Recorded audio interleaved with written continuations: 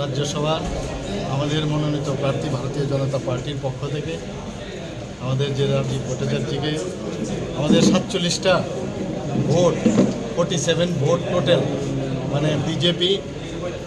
তীব্রামাথা এবং IPFT total 47 vote, 47 ভোটেই আমাদের রাজীব ভট্টাচার্যের পক্ষে পড়বে, অর্থাৎ আমাদের ভারতীয় জনতা পার্টির পক্ষে হবে নিশ্চিত জয়, এর মধ্যে আর কোনো প্রশ্ন নেই।